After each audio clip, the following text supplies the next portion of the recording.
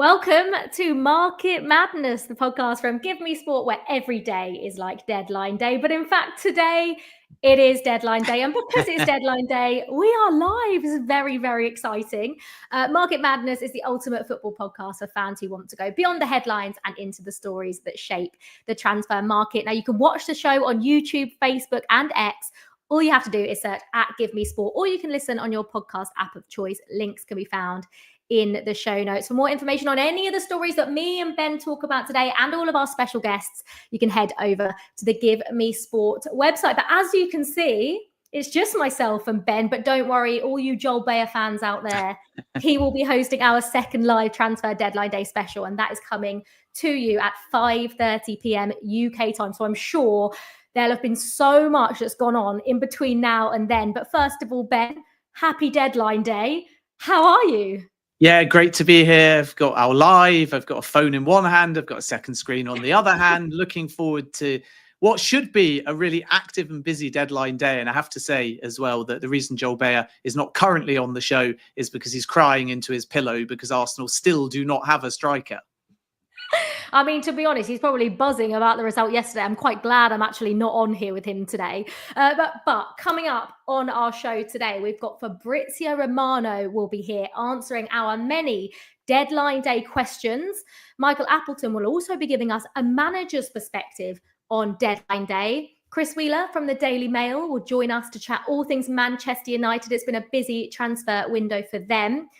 Better than Neymar, Josh Windass sat down with Give Me Sports' Tom Bogert to tell us how he felt about the links to Santos in Brazil. And our very own Ben Jacobs will, of course, be providing us with plenty of transfer stories and breaking news. Let's get right into it. This is Market Madness from Give Me Sport.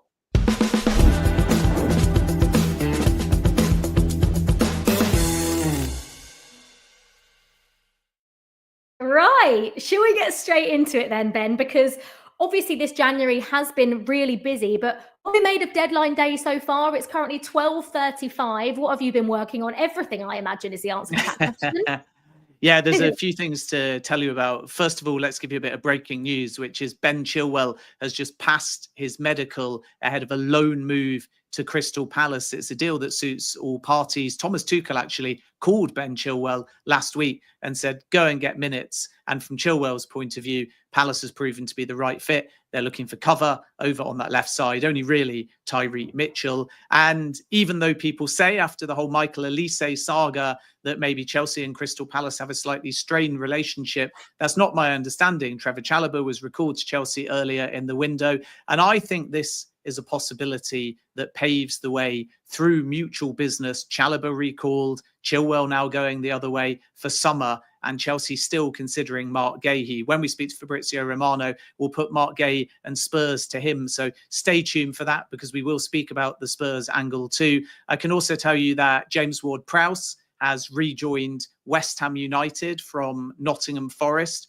The loan agreement was terminated. There was no recall clause, but the parties got together there and found a solution. And then Wolves are very busy at the moment as well. And the expectation is they bring in a defender for sure by the name of Nasser Giga, who is at Red Star Belgrade, 10 million fee. There's a 10% sell-on clause as well in favour of Red Star Belgrade. But there might also be the ability for Wolves to sign a midfielder as well. And that is one to keep an eye on throughout the afternoon. Wolves are optimistic, my understanding is at the moment, of agreeing a deal with Reims to sign the midfielder Marshall Monetzi. Advanced talks are ongoing and a medical is scheduled in case they get that one over the line.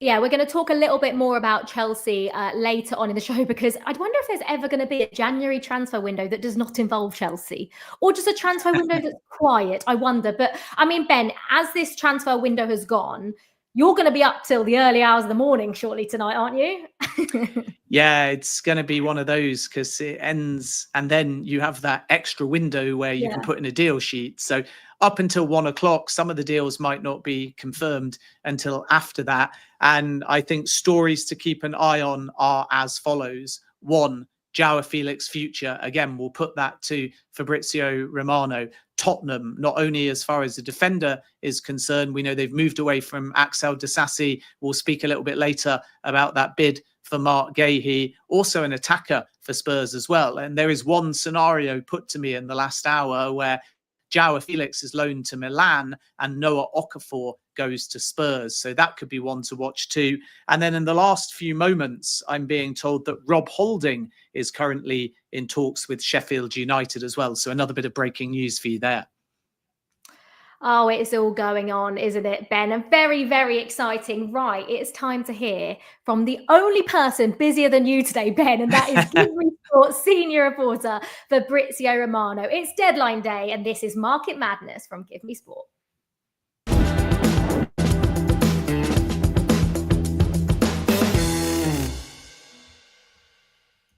Fabrizio, hello. Thank you so much for joining us. Ciao. I'm Italian as well, so I feel like maybe I should have said ciao to start with. I can't speak Italian though, so don't test me. First of all, it's transfer deadline day. So my first natural question is, how are you? Tired is the correct answer, but also excited because, many things can happen. I have to admit that I wasn't expecting this sort of deadline day. Really busy with many teams involved, many big names. Last year, for example, in January was very quiet, especially in the Premier League. This year is completely different. There is excitement. There are many movements, big clubs, big players. So I'm ready. You're ready. I'm glad. I mean, first of all, I feel like this is the story that has been dominating January, and that is obviously Marcus Rashford has finally got his move to Aston Villa. I mean, no one was really talking about Villa in terms of the clubs that Rashford was potentially going to join. So how did that move come about? Yeah, I think there were two crucial points to change the future of Marcus Rashford. The first one is that, from what I'm told at the beginning of the market, his idea was not to join any other English club, also to respect Man United. So he really tried to explore different options in Italy with Milan and Juventus, in Spain with Barcelona, till the final week, till a few days ago, because he was still waiting and hoping for Barcelona to find a way to sign him. That was not possible because of financial fair play, because Ansu Fati didn't want to leave the club. So probably the only options for Marcus Rashford, who never wanted to go to Turkey or maybe Saudi, he wanted to stay in Europe at the best level possible, was to continue in England. And then Aston Villa sold John Duran to Al Nassr. That was absolutely crucial because they made big money. They had the opportunity to reinvest on a big salary like Marcus Rashford's salary, also with an important potential buy option clause. So Aston Villa entered the race in the last 3-4 days. Very positive contacts, and Unai Emery making the difference, because the call by Unai Emery made really the difference in this conversation with Marcus Rashford. I think I'm glad, just everyone's glad, I think, that Marcus Rashford has finally got his move. What about another Manchester United player, or former Manchester United player, that's been linked away, and that's Alejandro Garnacho? What are his chances of leaving now? I don't think he's going to leave now. The moment is going quiet. It was a concrete possibility, I would say, for 15, 20 days into this transfer window, because Napoli were considering Garnacho the perfect choice to replace Kvaratskhelia. So they were really trying, but there were issues on the financial point of view. Man United always wanted around 70 million euros, and also for the player side was not easy to accept in terms of salary. So that's why the Napoli option collapsed. And then there was interest from Chelsea, but they never presented an official bid at the beginning of the market. They wanted to do a swap deal with Kunku, but also in that case, the formula of the deal was not the ideal one for Manchester United, and so they decided to leave this conversation. So at the moment, it's not really concrete, and there are no movements at this stage. Fabrizio, good to see you. Let's turn our attention to Spurs. You broke a little bit of a bombshell earlier that in the last few days, Tottenham have approached Crystal Palace for Mark Gahey in a bid that may be as high as £70 million. What can you tell us about that situation, and could Gahey leave in the final hours of the window? I think it's going to be difficult to see any movement today, also because Tottenham are already looking at different options. They know it's going to be complicated to reach an agreement with Crystal Palace. We know how difficult it is with Palace in general, and especially imagining the final hours of the window. But this could be one to watch for the summer, because yes, Tottenham wanted the player. Tottenham were ready to spend big money, 65, 70 million pounds, add-ons included, for Mark Gahey. So I think there is still a chance for the future for Tottenham to try again. Now let's see what happens with Disasi, because there is this negotiation with Chelsea, agreement with the club, no agreement with the player, but Aston Villa, favorite option for the player, are still not able to reach an agreement with Chelsea, as they see them as direct competitors for a Champions League spot. So it's not an easy deal, but Tottenham are still looking for one more centre-back, because unfortunately Radu Dragusin injury is a serious one.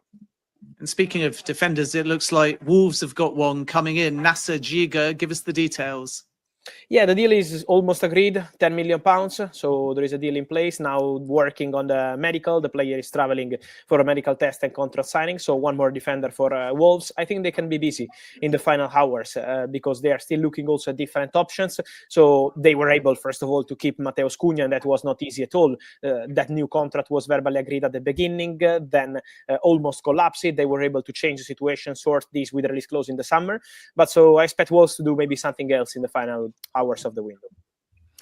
Fabrizio, you sort of briefly mentioned Christopher Nkunku. There's been links with him to United. There's just been links with him to leave Chelsea. I mean, what is the likelihood now of him leaving? And if he does stay, what does that mean for the player? Because it's quite clear he's not Enzo Maresca's number one.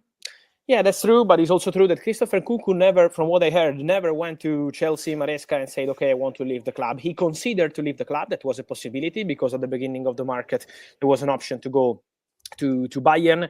Also, as we mentioned, the possibility with Manchester United. But my information has always been that Christopher Nkunku never wanted to leave Chelsea on loan. So the option was, okay, maybe I join a new project, a new club, ready for a new opportunity, but I'm not looking, this is Nkunku mentality, I'm not looking for a loan move 6 months, then go back to Chelsea and see what happens. So he was not desperate to leave. And that's why at the end, I think he's not going anywhere today. Also because if you want to start a permanent transfer for Christopher Nkunku, has to be something around 70 millions. This is what Chelsea always asked. So similar to Kvaratskhelia, I think the Kvaratskhelia deal was really setting the standards for these kind of players, Garnacho and Nkunku, during this January window. And so that's why at the moment he's gone quiet, and Nkunku still has no intention to go on loan. So I expect him to stay.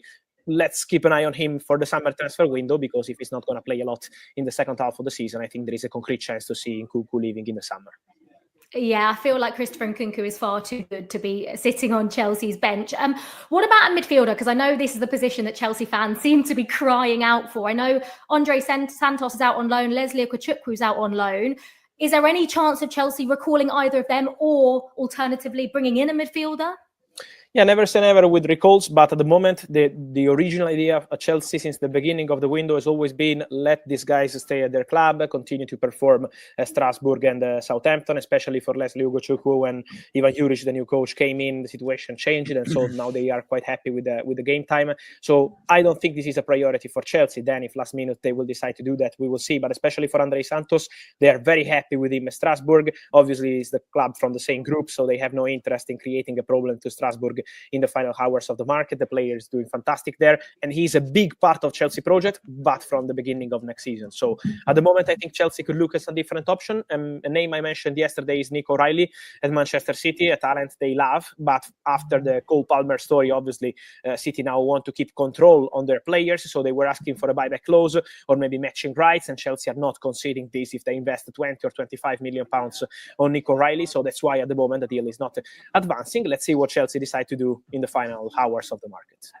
Just a word on João Felix, Fabrizio. You said you don't think Christopher Nkunku will leave. It feels like there's still a possibility of a João Felix twist. Milan, one of the clubs, not necessarily the only one. What can you tell us about João Felix's future?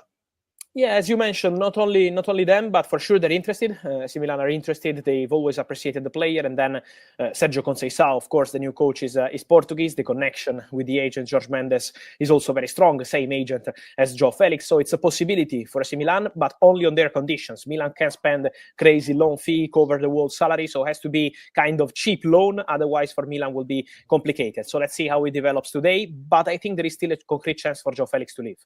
So let's see what happens with Milan. Aston Villa wanted the player even after Marcus Rashford and Marco Asensio. They were still trying for João Felix, but as we mentioned for Disasi, Chelsea see them as a concrete competitor for the Champions League spot, and so they are not accepting a loan deal for Aston Villa. So let's see, but I think João Felix is going to be one of the main names of this deadline day. And tell us about Tell. I've been dying to make that pun all window. We've heard everything from staying at Bayern to permanent offer to loan with option. Spurs now out of the race. Chelsea, Manchester United, Arsenal. What do you think is going to happen with Tell?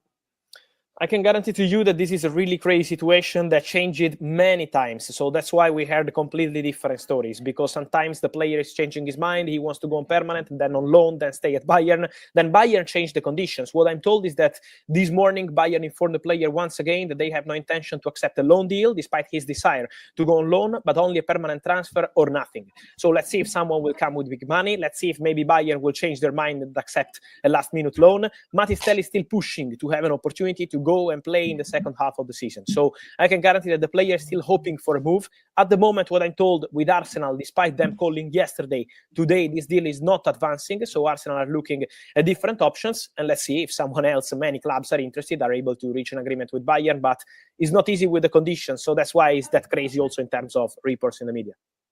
And just finally, Fabrizio, before we let you go, what did you make of the whole Saudi window this January? And of course, John Duran's move there, which feels like it came out of absolutely nowhere. Yeah, that was really surprising also because they almost agreed, that was not done, but almost agreed everything to bring in Victor Boniface from Bayer Leverkusen.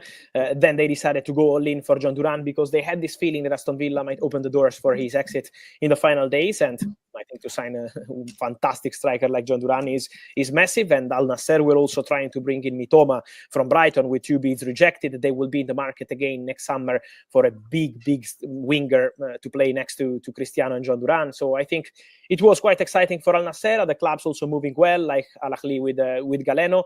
But I still feel this is just the beginning. They will come back in the summer with big names, big players, big proposals. We know about their interest in Mo Salah and many others. So it's going to be really busy with Saudi this year. I'm sure it is. Thank you so much, Fabrizio. It's been an absolute pleasure. And don't forget that you guys, the viewers, can ask Fabrizio Romano your questions and he will do his very best to respond to them in the GMS newsletter. You can head over to the Give Me Sport website, or you can scan the QR code, which is on your screen right now. And of course, we will be speaking to you again, Fabrizio, a little later on at 5:30 p.m. UK time. So we will see you then. Thank you so much. See you later. Thank you. Ciao, ciao, ciao. Ciao, Fabrizio. Ciao. Bye-bye.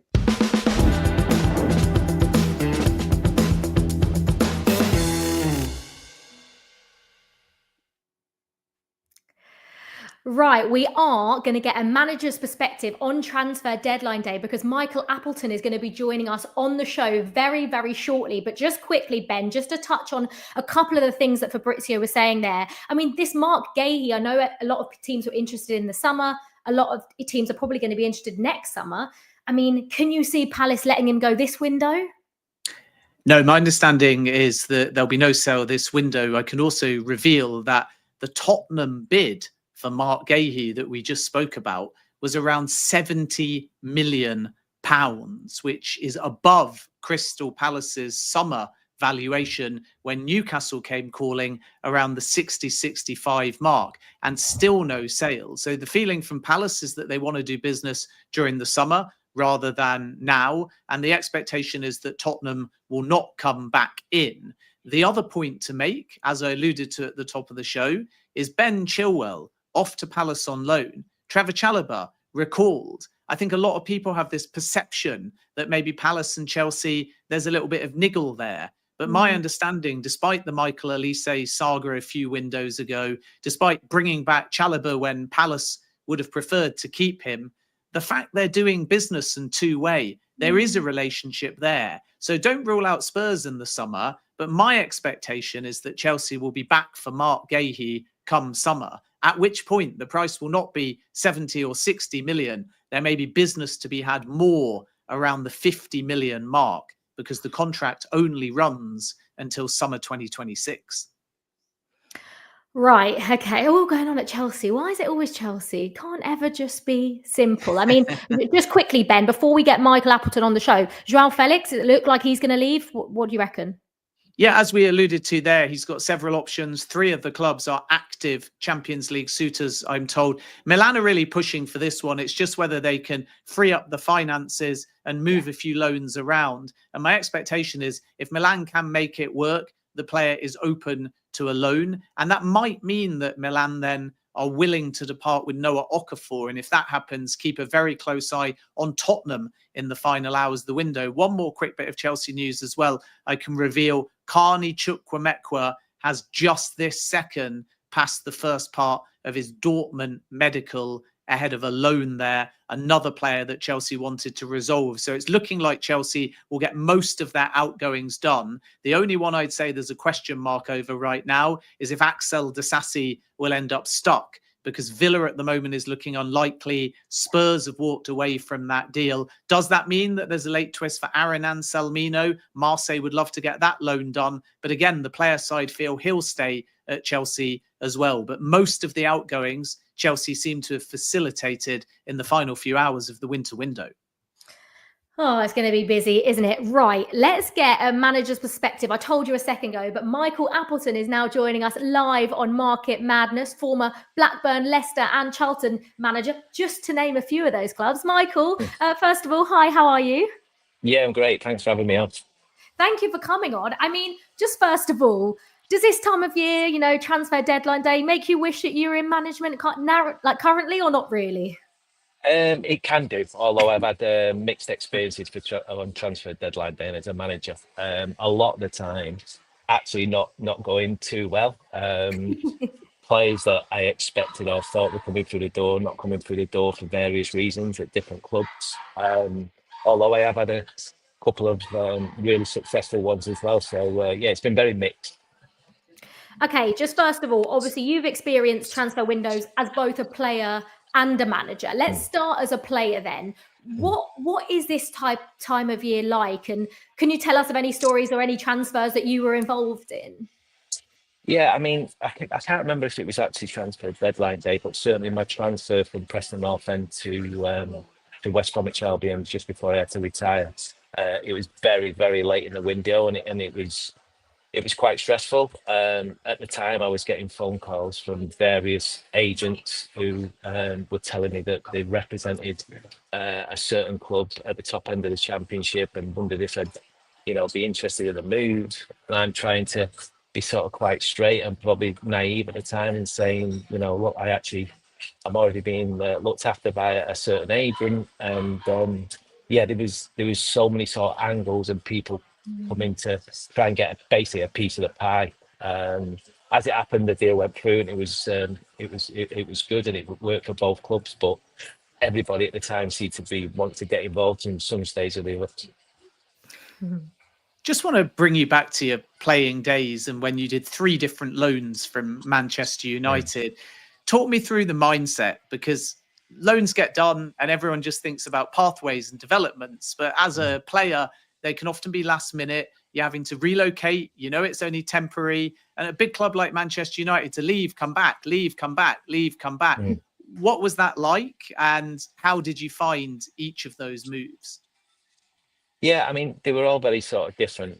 But as a young player, you are aware it is part of your development. You've spoken about that when you come in from day one. There's various things on and off the pitch that develop you as a character and, hopefully give you the opportunity to go on the pathway to being a professional footballer for a long time. And going out on loan is part of that. I do remember my first one. And going out, I think it was Lincoln, my first loan. And obviously I went on to manage the club for a few seasons, and we had a bit of success, but that was a little bit of an eye-opener. It was a little bit of a shock to the system. I was only there for 4 games, and I've got to say, Ben, honestly, I don't think I touched the ball more than 12 times in the 4 games, if I'm being honest. It was back to front, it was blood, thunder. I remember getting a tooth knocked out in one of the games as well. And it was almost some of the senior players in the teams we were playing against basically saying, right, we're going to sort this young lad from United out. We're going to make sure he's aware that he's playing league football now. But it was a great experience. It was, something that I needed to help me sort of improve and get better along the way. And let me just ask you about Manchester United before maybe we get the perspective from a manager's point of view. What's your sense of what they need at the moment? There's a lot of talk about a new number 9 coming in. We saw in the defeat to Crystal Palace, Kobbie Mainoo leading the line. Rasmus Højlund and Joshua Zirkzee are both there. Do you think Ruben Amorim has enough in his squad to turn this around, or are they still screaming for yet another number 9 to come in? Yeah, I think they are. I think they they just don't score enough goals. It's simple as that. And not only that, you know, in terms of the amount of chances they create, I know a lot of people, you know, speak about XG these days, but I'm not sure that the amount of chances they create are real clear-cut chances. And there's a big difference between, you know, a half chance and a clear-cut chance. And if you're giving a top striker clear-cut chances and say 3 or 4 a game, he's going to take 1 or 2. And they've been lacking that for a number of seasons now. I think, like probably most people, I think they lack a lot of quality throughout the team. For me, I would imagine that as a manager, he's in survival mode right now. He's thinking, get me to the end of the season as quick as I can, try and make sure that the sort of the damages that are going to be limited as less as he possibly can. He knows he's going to be under scrutiny. But in his mind now, he probably realizes that the job's probably a lot bigger than probably even he thought when he walked through the door. Michael, let's now talk about what it's like from a manager's perspective. I mean, is this time helpful? Is it stressful? Sort of what are the emotions? What are you feeling, especially on a day like today, if you do need to get business done? Yeah, I mean, I think when you first come in first thing in the morning, I think you know, the first thought is actually quite exciting, really, because you know you've got a group that you've been working with for maybe like 3 or 4 months from the summer window up until obviously the end of January, and if you can get 1 or 2 sort of new faces through the door, it always helps and gives everyone a lift as a club. You know, the competition for places is always healthy. And it's one of them where you tend to say to the staff the day before, just make sure you come prepared tomorrow. You know, we might not be going home till late. Make sure we've got Deliveroo or other delivery sources ready to go at any point. But yeah, it can be quite stressful at times, because when you think you're so close with one deal, all of a sudden something happens and you haven't got time, you know, but you have to have and be prepared to react quickly, because there might be a player that, you know, you've admired for a while and didn't think was available, and 3 hours before the window shuts, all of a sudden he becomes available, and you've got to be on the button and you've got to be ready to do that. And do you know what? You can only do that by having good recruitment people. You know, for me, a good football club is only as good as the recruitment department, because the reality is, you know, us coaches and managers, we think we have a big say in winning games of football, but the reality is players win the game. As simple as that. Now, be honest with me. Deadline day specifically, it's fast moving. Are you waking up as a manager from your own personal experience with a clear picture of what might happen? And how much say or veto do you have as a manager? Are you still of the belief, even though modern recruitment is collaborative, that if you say on deadline day no to somebody, that player is not coming? And you may not want to name names, has there ever been a scenario where a player's basically been recruited, you haven't known that much about it, and you just have to accept it? Yeah, I mean, I'd be lying if I said that hadn't happened to me. You know, like I said when I first come on, I've had bits of success and quite a lot of disappointments on transfer deadline day. And I'll give you some examples, but I've got to be careful, obviously. But I remember being at one club as the manager, and on deadline day we had 4 players in the building before 4 p.m. And I can't remember if the window shut at 11 o'clock or midnight. But bear in mind, like I just said, we had 4 players before 4 p.m. in the building, ready to be done and having their medical, etc. Not one of them was done when the window shut. Not one. Now, so, you know, you can look at the conspiracy theories or, you know, whatever it may be. So you can imagine my mood at midnight and that window shut. I wasn't best pleased. There was some choice language being said to all people under the sun. So that was one example. And I also been at another club where my best player was sold within an hour of the window shutting. So we never had time to react and do any work. There was various things up and down the years. I mean, one success was, and I will name it because it was a success. I remember bringing, I think it was the summer transfer window though, not the winter one. I think it was the August one, and we signed Marvin Johnson when I was at Oxford from Motherwell.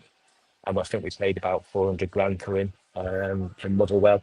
And he did brilliant for us at Oxford, and I think the club ended up sending him for about 2.5 million up to Middlesbrough. So that was one sort of success that I did have, but I must admit there's been a lot of sort of negative things that have happened to me on deadline day. I remember being at, I think it was at Lincoln, and we were trying to sign Morgan Whittaker on deadline day in the August window.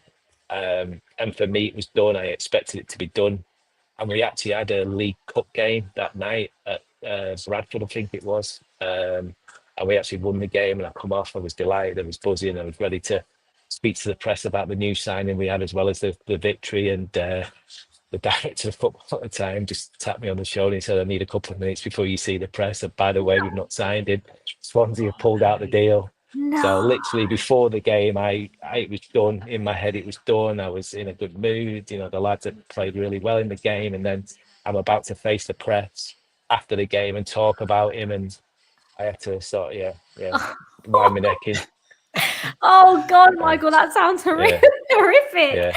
I'm glad you've had some positive experiences as well, though. Yeah, I have. But no, it is quite a stressful time. I mean, it's one of those things where you think if you're doing your business properly, you should be like organised and not really need to do any business on the deadline day. But it's almost, I've heard a few people say it's almost like quite sexy and exciting to owners and to recruitment people. So I can understand why it gets the exposure that it does, because it's everybody's talking about it. Just finally then, Michael, before we let you go, just tell us what are you up to now, and where could we potentially see you next? Yeah, I'm staying as busy as I possibly can. I did, for a number of months think I was going to be going into a role that's slightly different to management, more on the recruitment side, and sadly that role sort of was taken away because of a change in structure. I joked about it just recently doing co-coms where, I think I might have to come out of retirement and get back in the dugout, which, if that's the case, then I'm looking forward to it. I'm refreshed and full of energy and ready to go again. Well, Michael, thank you so much for coming on. It's been a pleasure to have you, and good luck with whatever you choose to do next. Brilliant. Cheers, guys. Thank you, Michael.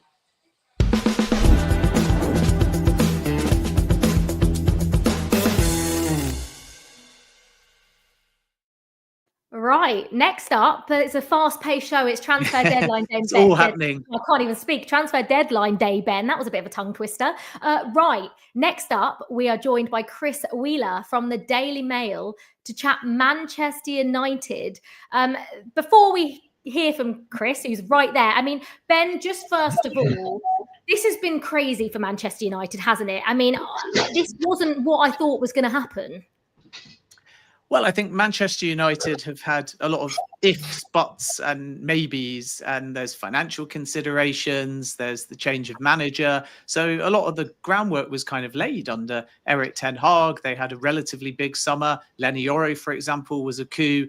And now suddenly it's been a change of recruitment. Dan Ashworth left the football club. The manager's changed. The system's changed. So heading into January, which is always really a seller's market, Manchester United are in quite a interesting and I would say challenging position, because of course they want to back Ruben Amorim, but there's PSR considerations, there's availability of certain targets. And then at the same time, we've had this big cloud over the future of Marcus Rashford. We now know that he's joined Aston Villa on a loan deal, Alejandro Garnacho, and whether or not he was going to stay or go. And we know that Amorim was playing him and valuing him. So there's been a lot to deal with mid-season with not that much time. And at the end of it all, we may see very little other than Aidan Heaven and Patrick Dorgu, who have both come in. So it'd be interesting to hear Chris's thoughts about what's next for Manchester United. And you know something, sometimes clubs lay groundwork in January, explore things that are not possible, but build foundations. So when they're quiet, you kind of get fan bases saying, okay, our team hasn't done enough. And it will be the same with Arsenal as well. But there is a scenario where some of the fruits of labour may be done in January for a club like Manchester United, may not be apparent now, but we may learn that that groundwork has led to more success come the summer. So it'd be interesting, like I say, to hear Chris's perspective. Manchester United have certainly been in the headlines, though, this month. Yeah, they have. Chris, thank you so much for joining us. I mean, Pleasure. first of all, I mean, I feel like we have to start with Marcus Rashford to Aston Villa. I mean, just tell us a little bit about the details of that loan move. I mean, it does feel like, I don't know if you guys thought this, but when I saw the picture of Marcus Rashford signing for Villa, I thought he looks stressed. Like, I think he, amongst as well as everyone else, is just glad that this is finally over, especially before a day like today. I don't know if you guys thought that as well, but I looked at that picture and thought, he doesn't look great. Yeah, I mean, in terms of the nuts and bolts of the deal, I think Ben's got it all boxed off there. I think we know now that it's obviously a loan till the end of the season, and an option, not an obligation, to buy for £40 million. Villa covering 3/4 of his wages, and the bonuses all come up in terms of appearances and goals, looking 90% of his wages. So from Man United's point of view, it's a pretty good deal. Villa will hope it's a good deal for them. For Marcus Rashford, well, let's wait and see. I mean, clearly things haven't gone the way that they were meant to go for him. You mentioned how he looked yesterday. I mean, it's not been a good sign for him. He hasn't been playing 12 games now. We've not seen him only once in the squad in those 12 games. So he needs a fresh start. He desperately needs a fresh start, and it's a little bit sad, really. I was there against Arsenal and Midtjylland when he scored his first goals, came through as a 16-year-old. He's a hometown hero. It was a fairy tale story in so many ways, coming right the way through the pandemic, of course, and the MBE and the whole kind of child food poverty work that he did, and to end this way, it does feel a little bit sad. And I just hope, from his point of view now, he can be happy again. He can find his best form, and it works out well for him, for Villa, and for Man United. Yeah, absolutely. I think everyone just wants Marcus Rashford to get his spark back, don't they? I mean, do you think this is obviously we know it's a good move for Marcus Rashford, definitely. What about both clubs? Do you think now it's just vital that Manchester United have got him out? And for a club like Villa, he could really help their season. They could go in latter stages of the Champions League, still pushing for top 4 as well. So this is a welcome addition for Unai Emery. If they get the Marcus Rashford of 2 years ago, that 30-goal season under Eric Ten Hag, well, then happy days for them, because they're getting a fantastic player. He's so explosive, his pace, his finishing. People would say, is he world class? Maybe not, but he is a top Premier League player, and he's proven that. And if he can get back to that level, Villa have got a great player. From the Man United Rashford point of view, I think it reached a point of no return. I think it became clear over the last few weeks, particularly with some of the comments that Amorim made about him that have obviously been quite controversial. I was in the room at Fulham when he said what he said there, and again in Bucharest last week. I've been there for most of it, and it hasn't played out in a very pretty way, which is a bit of a shame. And it was clear to anybody watching it that this had to come to an end. There was no way back. I mean, who knows? Football's a very strange game. As we know, the season's not over. A lot can change over the next few months. Marcus Rashford remains a Man United player under contract, as it were. And, you never say never, but it does have the feel that he has gone and he won't be back now. And that feels like a great shame.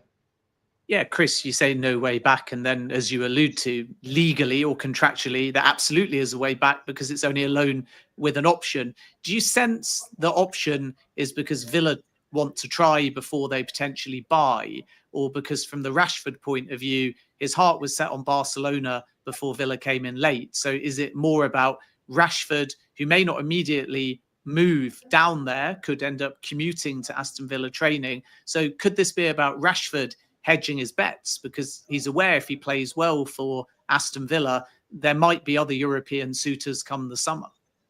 That's a really good point, Ben. Yeah, I mean, clearly Villa, it would make sense given the recent history with Marcus, and not played for quite a while now, I think since the Pilsen game in the Europa League in December. They want to have a look at him and see how he fits in. It's a hell of a investment of those kind of wages to go and take somebody. If you do have the option to have a look first and then buy. So I think it makes sense from their point of view. As you point out too, I think it's been quite clear over recent days and weeks that Marcus Rashford had his heart set on a move to Barcelona. If that option had been there, I think he would have taken it. I think, I did the story last week. There was a clear feeling within the club that there was a danger that Marcus had got all his eggs into one basket, that he was really banking on that move to Barcelona. to the detriment of any other move. So there were deals on the table there that he perhaps wasn't looking at because of Barcelona, in spite of, as you well know, the Barca deal was very, very complicated. And then the clock was ticking down, and there was a danger that they were going to be stuck with each other come 11 o'clock tonight. And to get things moving, he had to look at something else. But I think, does he see himself as a Villa player? Does he see his future there? I'd be surprised. I still think, his heart is still set on Barcelona. I think he wants to play for them. He wants to play in Spain. And I think for him personally too, I think it would be beneficial for him to have a change of culture, a change of scenery. I'm not sure that Villa gives him that. I can't see him moving lock stock down to Birmingham. I think he'll be very much based in the Manchester and Cheshire area still. And I think from his point of view, I'd like to have seen him move further afield to have a completely fresh start. So Rashford out, which means Manchester United lose on paper at least a source of goal contributions, and no striker in yet. Two-part question. First, do you think Amorim was making a statement in many ways, starting Kobbie Mainoo up front in the loss to Crystal Palace, or is this just part of his experiment to work out who's best for his system? Because the cynical journalist in me says the window's closing, you got two strikers in Xerxes and Højlund. They're both on the bench. Mainoo is up front.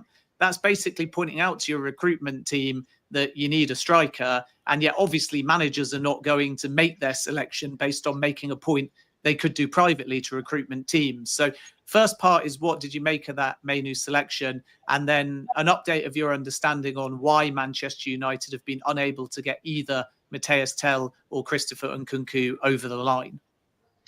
Okay, first question. I asked the exact same question in the last hour. I share your cynicism, Ben. When you see these things play out, when you see Marcus Rashford, in Birmingham having his medical, and you see Xerxes and Højlund on the bench, and then Mainoo for the first time playing in that central role, you think, okay, that's a coach who's saying to his bosses, this is what it's come to, you need to get me somebody in. I asked the question, I was told that's not the case, although the people saying that obviously would have a vested interest in saying that's not the case. But I was told no, as far as these people know, Ruben was not playing games with that it was a genuine tactical ploy in terms of the game, not in terms of making any kind of message to his superiors. Regarding the second question, I'm told as it stands now, and we're 10 hours away, nothing is moving, nothing is expected. Obviously, we all know how it works, things can change.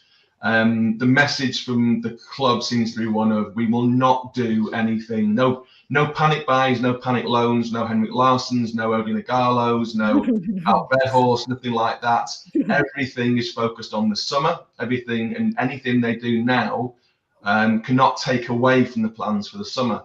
If it's a plan for the summer that they can bring forward, well, then maybe yes, and never say never. But right here, right now, the word from Man United is nothing doing, nothing expected, and very possibly that nothing happens before the window closes. In terms of Tell, as you mentioned, I think they feel that it was more agent driven, that it was never as close as people make out it was. Make of that what you will. I don't know. Nkunku, I've seen reports now that he was never close to leaving Chelsea anyway. Names get thrown around. It's one of the maddest days of the year for all this, and you never know quite where the truth lies. But all I can say to you at this time on Monday, on transfer deadline day, is that the word from Man United, as it stands, is nothing live, nothing doing, and every chance that no one comes in before deadline. In terms of outgoings, again, nothing moving, although they do point out, of course, that there are deadlines in other countries beyond today, and something perhaps like Tyrell Malacia, of course, his loan move to Benfica fell through yesterday. That was quite advanced. Something like a Malacia elsewhere could develop, and don't forget that the window doesn't just close, doesn't close elsewhere tonight, that he can move to other clubs, for instance, Turkey. We'll get on to, I just want to touch on outgoings a little bit more in just a second, Chris. But just first of all, Patrick Dorgu and Aiden Heaven were obviously the players that Manchester United brought in. Patrick Dorgu, obviously, Man United said I wanted to identify a left wing back to come into Ruben Amorim's system. So do you feel like it's a good window for Manchester United getting Rashford out, getting those two in? What do you make of it as a whole, if it just stays as it is, like you said, you think it's going to? I don't think that good window sounds a bit optimistic for me. But I mean, given where the club are at the moment, given what happened yesterday, and given what they clearly need, I don't think you can call it a good window, no. I think it's been a restrained window, certainly. I think they've kept to their script so far. Again, there's some time to go still. They've kept to their script. They're ploughing ahead with the plan. Again, the message from them is, we don't look through a 24-hour prism. We don't react to the fact that Kobbie Mainoo played through the middle yesterday. We got beaten by Palace 2-0. We have a longer plan than that doesn't get affected by things that have happened over the last 24 hours, including Martinez, of course, getting injured. So I think, Dorgu, this problem on the left existed all last season too. Don't forget the fact that Luke Shaw wasn't fit. We didn't have Malacia either. He had the two knee ops. That left side, in the absence of Shaw and Malacia, was a real problem. And so you've had Dalot playing over that side, out of position and struggling for quite some time now. So it isn't just the fact that Amorim wants a wing back. He just wanted a left back, full stop, because they haven't really had that. So to get somebody in who is a left-sided player who can play as a wing back as opposed to a more conventional fullback is a big plus for him. I think Heaven, we need to be a little bit careful here. I think the word is that, yes, he has been brought in as a first team squad member, but obviously very early days for him at the moment. I think Dorgu is the one that can come in and be a kind of a plug and play, as it were, put him straight in and go, and he will certainly enhance Amorim's system and the way he wants to play. But a good window, I think, is putting it a little bit strongly. As it stands right now, if the window closes on this business, it will be, I don't know, it will be okay, kind of a par window. But I think, going back to Ben's comments right at the top of the conversation there, I think it's strange seeing Manchester United, the great big spenders of English football, having to be so bound by FFP and PSL that they can't do what they want to do. And not only that, but then also having this pressure of the kind of crown jewels like Kobbie Mainoo and Alejandro Garnacho being picked off by other clubs, I think is something that we're not used to seeing, and so it's been a really strange time for Man United. I think if they come out of this window, the players they brought in, not particularly inspiring, but don't forget, I think from some fans' point of view, if they can keep hold of Mainoo and Garnacho, that'll be a real plus too. And to add a little bit of drama to the back end of the window, Chris, yesterday we saw Lisandro Martinez go off with what looks like quite a serious injury. I was commentating on this game, and at the time it looked pretty innocuous to me, but you could see instantly from the player's reaction that he was in a lot of pain. Of course, we have to be respectful to the medical process. I'm sure evaluation is still ongoing, but have you got any sense yet of how severe that injury to Lisandro Martinez might be? Like you say, Ben, often the worst ones are the ones that don't look so bad. They're the ones where a player, there's minimal contact, a little twist, and the player goes down. You can see immediately he was motioning to the bench. He has to come off, and we both know, all of us know, that he's a real warrior. He doesn't come off easily, and he was clearly badly hurt. He knew he was badly hurt. It was the same area of the pitch, funnily enough, where he had a bad knee injury against West Ham almost exactly a year ago. It's a year ago tomorrow since he had that injury against West Ham. Similar thing, not a great amount of contact, but it was an awkward twist. Down he went again. You immediately got carried off, and he was missing for a couple of months that time too. So he has had a few injuries for Man United so far. I think one was a metatarsal. He's had one bad knee injury. This looks like a knee injury again. Early days yet, we just don't know. It tends to be about 48 hours before they can go and scan soft tissue and found out exactly what's going on in there. But I think players know, and when he motioned across, he obviously felt what he felt within his knee. And like you said, we can't say at this stage what it is, but I think when a player like him goes down in a way like that, it's quite a serious one. Yeah, definitely. Feel for Lisandro Martinez. He's largely been brilliant, hasn't he, when he's played? You mentioned Alejandro Garnacho, and how big is that for Manchester United if they do end up keeping hold of him? And what about Casemiro? Because obviously there was reports linking him away from Old Trafford. I know you said you probably don't think anything's going to happen. So as far as you're sort of aware, Garnacho and Casemiro are still going to be Manchester United players come tomorrow? You can never rule out a late bid coming in with a cheeky late one, and all of us love that, don't we? When it's a bit 10:30 and someone suddenly drops a big bid on us. But it looks as though they will get through this without losing Garnacho or Mainu. Rashford's the one that's going to go. So coming on to Casemiro, again, huge wage earner. He's the top earner, Rashford number 2 in terms of their wage structure. They'd have loved to have got rid of Casemiro, I'm quite sure. Again, you can see how little he's played over the past 7 or 8 games.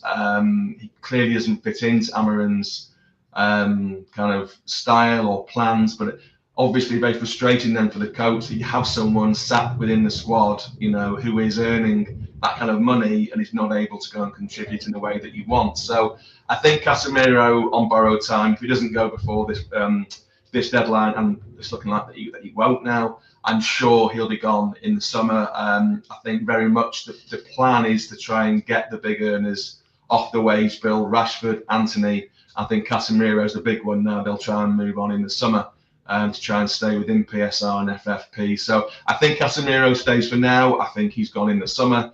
In terms of Garnacho, I think they've managed to kind of hold off the interest from Napoli and Tottenham, and Chelsea, and it looks like he's going to stay. But yeah, it's just been a very peculiar time for Man United followers, I think, to see their club, first of all, not spending much money, and secondly, having their top players kind of picked off and admired by their clubs. Who 12 months ago, Garnacho, Højlund, Rashford even were untouchable. They were literally described as untouchable, and suddenly that's changed quite quickly, and that reflects the changing landscape financially of football right now. Chris, thank you so much for joining us today. Everyone watching and listening can keep up with Chris's reportings all across the Daily Mail's platforms. Chris, thank you so much. Pleasure, as always. It's Keep transfer up the good work, deadline Chris. day. All the best, guys. It's transfer deadline day, and this is Market Madness from Give Me Sport.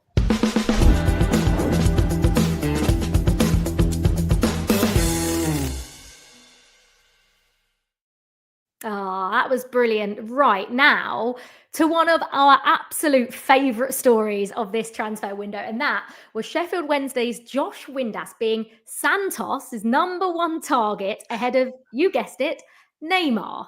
Now, Give Me Sports MLS insider Tom Boga sat down with Josh yesterday to get his thoughts on his links to Brazil. Let's take a look.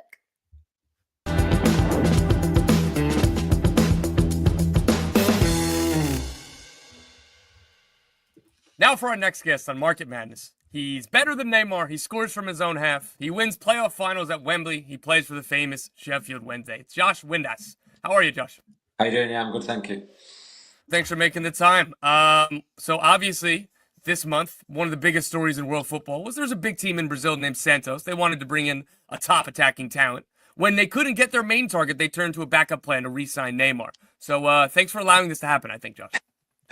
Yeah, I've seen all the stories. I'm not sure he was backup, but I'll keep running with it just so people can think that. Jokes aside, this was a super interesting story to learn about. Just from your end, when a club like Santos is interested in you and I guess makes contact or goes through your agent, what is that like? Kind of put us in that process. Yeah, obviously being English and it's quite unexpected when teams like that obviously get involved. But obviously knowing the coach who's managed me before, he contacted my agent at the beginning of the window and obviously asked if there was any way a deal could be done. And yeah, obviously nothing materialised. So, but as I've said before, I'm happy where I am. So yeah, I'm not too dishonoured, but it is what it is, and it's always nice to have interest from big clubs like that. Yeah, and that's kind of where I was going too. Like the uniqueness on top of that's a big club, like somebody like yourself who's had so much time in England and obviously in Scotland. Like that's seems like far out, right? Like that isn't like a top 5 league in Europe or one of the leagues that you're always around. Like how interesting is that to, I guess, get some interest from a team in Brazil, which is not a normal path for a player like yourself to go through. Yeah, it was amazing, to be honest. And when you see all the players that they've got, and obviously the most famous one that they've recently acquired, obviously it does make you get a little bit jealous and make you want to maybe try stuff like that out. But as I said, I'm where I am, and looking forward to the rest of the season. Hopefully we can get in the playoffs. But yeah, as I've said, when you see people like obviously Neymar signing, who was my favourite player growing up, and yeah, it's always a strange one when you see stuff like that. Yeah, and that league has a lot of big stars and rising talent, so it's pretty diversified, which makes it fun. But I don't know if you speak Portuguese, right? Like, could you see yourself adapting easily to a new culture, to a new country like that? Yeah, I speak Spanish, so it's obviously not too different. But we've got a couple of Portuguese physios at football, and I don't understand a word they say, so it's a very different language. But yeah, I think with my family and stuff like that, I don't think settling in places is a big issue. So we've been around the block a few times. Yeah, speaking of, and I promise I'm going to get to Wednesday questions after this, and we're not just going to make this about speculation, but speaking of your family, your wife is American. An MLS team made an offer for you last winter.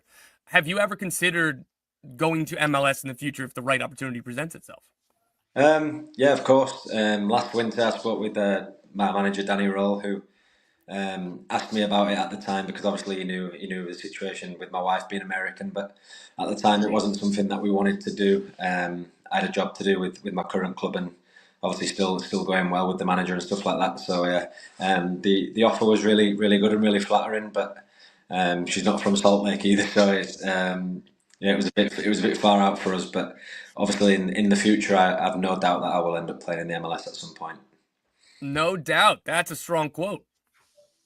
Yeah, well, we'll have to see whether it'll be next few years or soon. I don't know, but I'm sure whether I'll be playing or after football, I'll be in America at some point.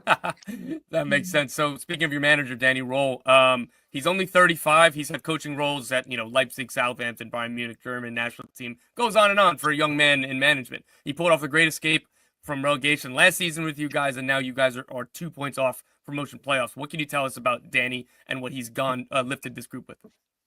Yeah, he's done incredible since he came in. He's lifted a team with it had quality, but not much belief with the situation we was in, obviously, and we weren't playing in a very good way. And he came in and he's changed the style, he's changed the culture, he's changed the whole way the team plays. And this year he's brought some new players in as well, which have adapted, and that's the reason why we're 2 points off the playoffs, as you just said. So yeah, we've just signed a couple new players this January as well. Obviously, one from the MLS. And yeah, I think it's going to make us stronger, and hopefully with the last 3-4 months of the season, we can push into that top 6 and make a bit of history. Do you have a message for the Sheffield Wednesday fans? Not really, just thanks for the support. Since I've been here, they've been amazing with me. Obviously, even with all the rumours and stuff, they've been incredible and asking they want me to stay and all that sort of stuff. But I'm in contract, and that's what I'm looking to. I'm looking to get this club into the Premier League. Obviously, I've scored at Wembley for the club before, and hopefully I can do that again this season, and then yeah, somewhere to go out. So, Josh, I think we're going to try to end with a little game here. Brazilian expressions quiz. What do they really mean? I'm going to give you a popular Brazilian expression, and you have to guess what it actually means. The literal translation might help, or will it? Number 1, tudo joia, all jewelry. What does this really mean? A, I'm rich. B, everything's great. C, my bling is missing. C? It's incorrect. It's B, everything's great.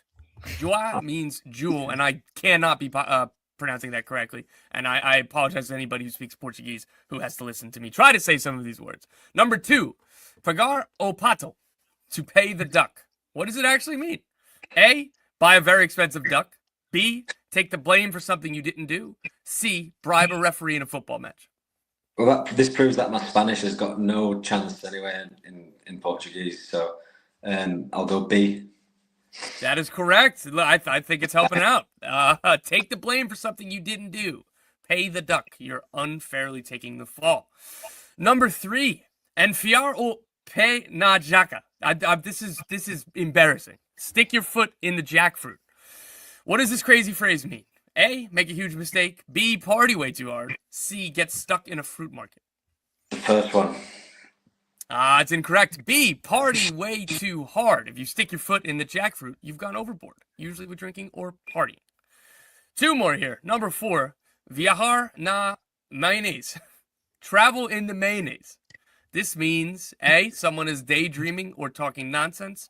B, taking an unnecessary luxury trip. C, going to a place famous for sandwiches. Well, it's always not going to be that last one, surely. A? You're right. So that means someone who's daydreaming or talking nonsense. You're traveling in the mayonnaise. That is an incredible phrase that I think I'm going to steal for English. Last one, ficar de mollo. Stay in the sauce. What does it really mean? A, relax and do nothing, often because you're sick. B, become extra stylish. Or C, overcook the pasta. B? Wrong again. Sorry, Josh. A, relax and do nothing because you're sick. When someone is resting, often due to illness. That was our Brazilian quiz for Josh Windass and possibly the worst ever pronunciation of Portuguese words from me. Thank you very much. Cheers, Josh. Thank you so much for the time and good luck for the rest of the season. Thank you.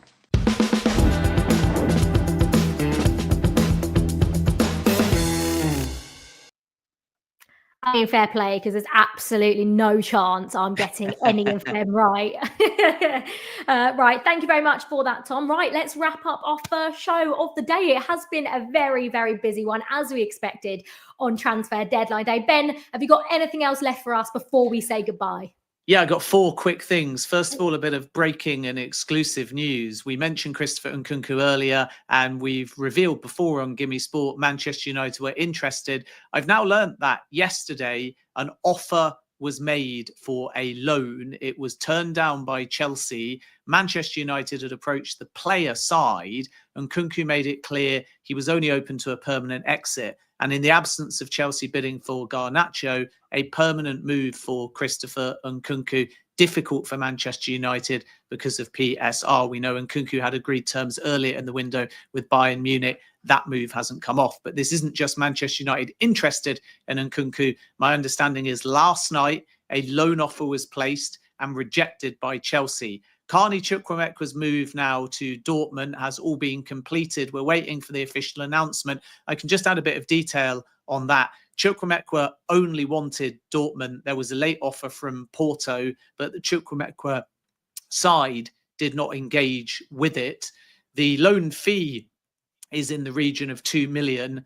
And there is also, as part of that deal, an option to buy that is in and around Chukwuemeka's current release clause, so somewhere close to £40 million, which tells you that Chelsea have still got a very high valuation for Carney Chukwuemeka. And then 2 other things. Fabrizio Romano has released an exclusive statement, which I'm sure you'll be able to read soon on the Gimme Sport website. And it confirms that Lyon have no intent to sell Rayan Cherki, despite a bid of over 20 million euros from Dortmund. Textor was very unhappy with the media coverage of this one in Germany. And he's now said officially to Fabrizio Romano, Cherki is staying at Lyon and Dortmund will not be able to purchase him. And another player who looks like he's not going to be on the move is Zeki Celik. Fulham were trying to convince Roma to sell, but their offer in the last few hours has been rejected. So it's all happening, and no doubt fresh news to come when we do our second live deadline show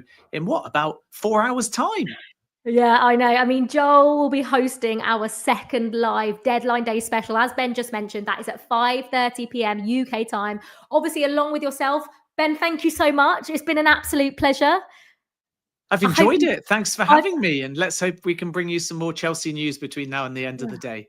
I think I'm just a bit bored of Chelsea news now, to be honest, Ben. But I will be tuning in to watch that with Joel and yourself, because I'm sure it's going to get busier and busier and busier as that deadline approaches. Right, you can watch us live on YouTube, X, and Facebook. Just search at Give Me Sport, or you can listen on your podcast app of choice. The links are in the description. For more info on any of the stories we've discussed and so much more, you can head to givemesport.com. It's goodbye from me and Ben for now, and enjoy the show later. Bye-bye.